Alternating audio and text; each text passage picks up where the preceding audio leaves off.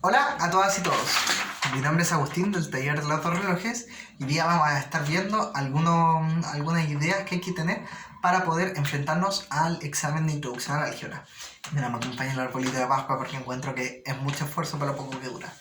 Así que eso, vamos primero que todo, vamos a ver de dónde podemos sacar ejercicios y después voy a hacer como una especie de guía por los contenidos, como los contenidos generales que hay en el semestre y voy a como mencionar algunas cosas como en el fondo los conceptos principales que hay que conocer para en el fondo decir que más o menos uno se maneja en cierto tema. ¿Ya? Antes de partir, te voy a decir que yo no conozco en detalle cuáles son las preguntas del examen de introducción a la álgebra. Todos estos consejos vienen desde la experiencia propia. Y dicho eso, vamos a partir. ¿De dónde puedo sacar ejercicio? Puedes revisar la página de Docencia DIM, docencia.dim.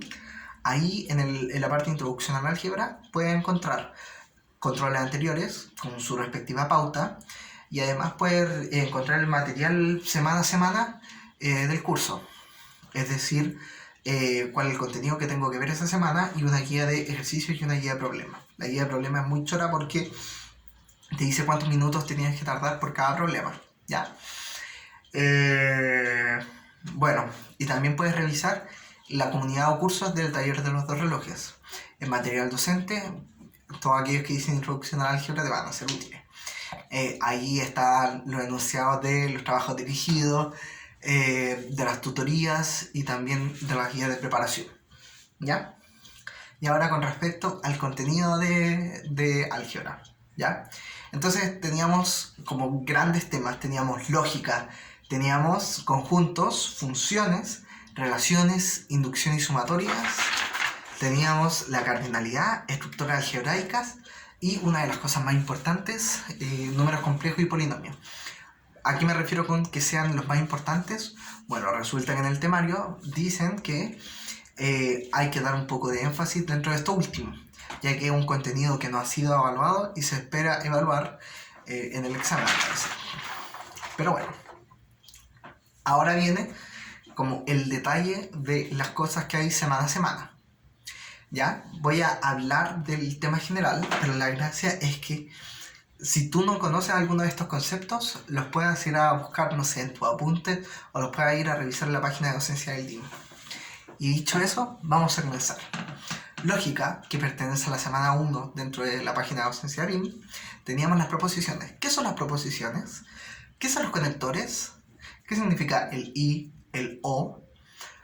¿Qué significa la equivalencia? Eso es súper importante. ¿Y qué significa la implicancia? ¿Y cómo podemos caracterizar ambas? Además, ¿qué son los cuantificadores? ¿Qué significa para todo? ¿Qué significa existe? ¿Y qué significa existe un único? ¿Cuáles son los métodos de demostración? Eso también es un elemento importante. Luego viene la parte de conjuntos. ¿Cómo se relacionan los conjuntos con la lógica? Cuando un conjunto es un conjunto de otro. Cuando un conjunto es igual a otro. ¿Cómo podemos caracterizar la igualdad de conjuntos?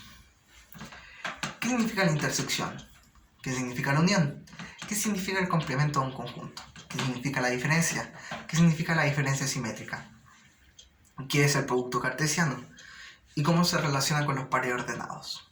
Si puedes responder esas preguntas, estás más que bien para poder responder toda la parte de lógica y toda la parte de conjuntos. Con respecto a la parte de funciones, que es importante, se toma 2 semanas del curso para trabajar eso, hay que ver, ¿ya? Primero, ¿qué es el dominio? ¿Qué es el codominio? ¿Qué es el recorrido? ¿Ya? Y aquí hay que poner mucho ojo. ¿Qué es una función inyectiva? Y cómo demostramos que una función inyectiva. ¿Qué es una función epiyectiva y cómo demostramos que es una función epiyectiva? ¿Y qué es una función biyectiva? Y cómo se relaciona con la función inversa. Y aquí viene, ¿qué es la función inversa? Y bueno, ya como un poco en la semana siguiente funciones, tenemos que saber, ¿qué es la composición de funciones? ¿Cuál es la función de identidad? ¿Qué ocurre si compongo una función con la identidad? ¿Qué ocurre cuando compongo una función con su inversa? ¿Qué ocurre con la inyectividad, epiyectividad y biyectividad cuando compongo funciones? ¿qué es el conjunto imagen? Si puedes responder esas preguntas, estás más que preparado o preparada para la parte de funciones. Ahora para la parte de relaciones. ¿Qué es una relación? ¿Puedes dar un ejemplo? Te puedo dar un ejemplo. Están todos los humanos, ¿no es cierto?, en la Tierra. Decimos que dos humanos están relacionados y es que son hermanos. Ahora, dentro de las relaciones de un mismo conjunto, ¿qué significa que una relación sea simétrica? ¿Qué significa que sea antisimétrica? Y aquí voy a hacer una pregunta, pero la voy a responder porque a muchas personas como que le cuesta un poco.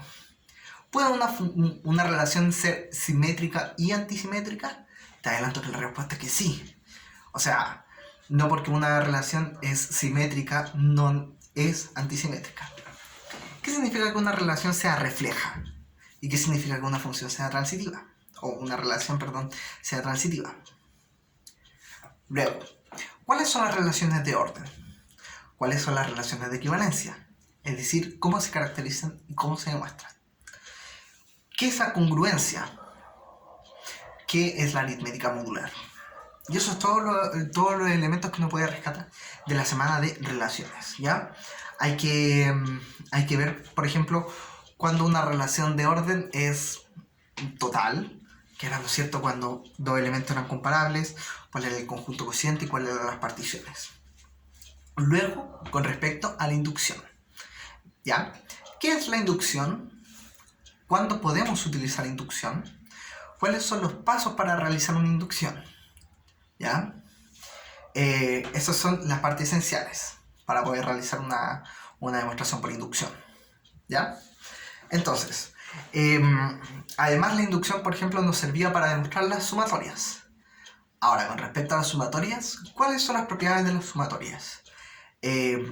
¿Cómo podemos cambiar los índices de las sumatorias? ¿Siempre podemos separar los elementos de una sumatoria? Bueno, esos son elementos que tienes que conocer de base sobre las sumatorias. Además, ¿cuáles son las progresiones aritméticas y cuáles son las progresiones geométricas? Porque esas eran en el fondo sumatorias, pero tienen una fórmula bien particular. Además, estaba el binomio de Newton, ¿ya? ¿Qué es el binomio de Newton?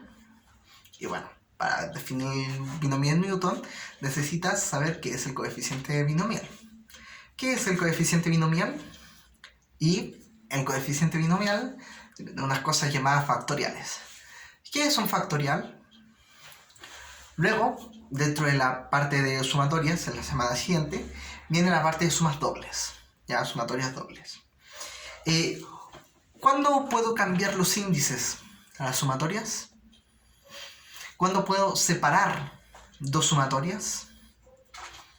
Bueno, si puedes responder todas esas preguntas, estás más que lista para la parte de inducción y para la parte de sumatorias.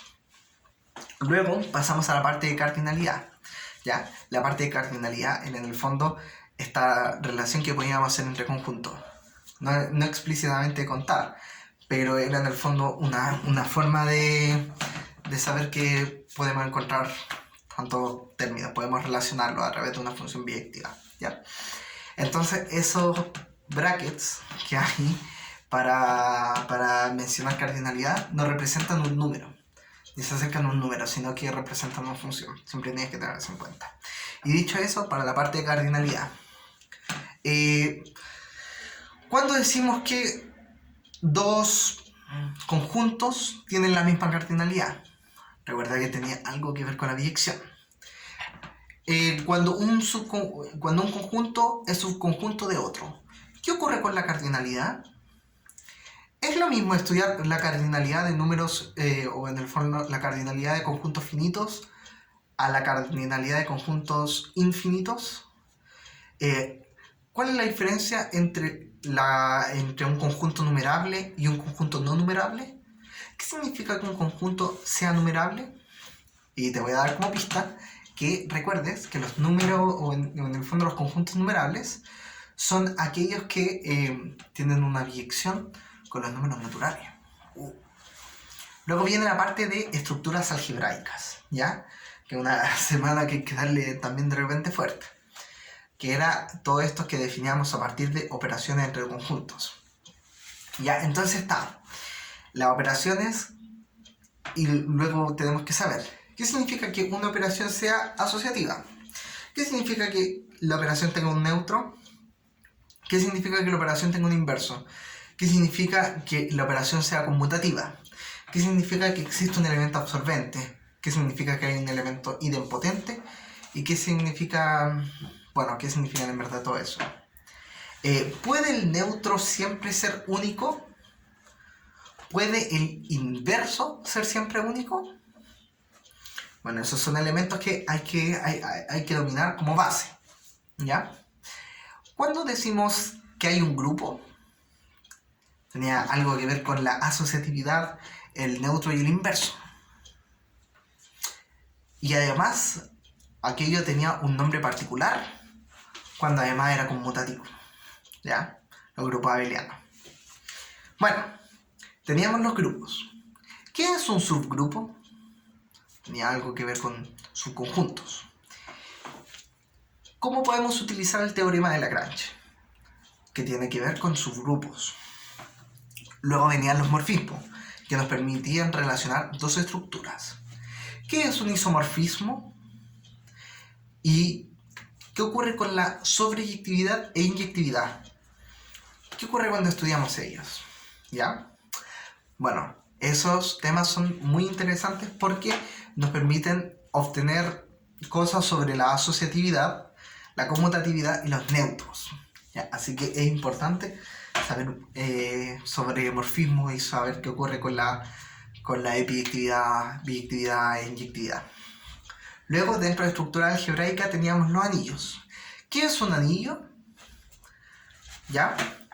Te voy a adelantar que los anillos son aquellas estructuras que teníamos un conjunto A, y otras dos operaciones. Pero esas dos operaciones tenían que cumplir ciertas cositas.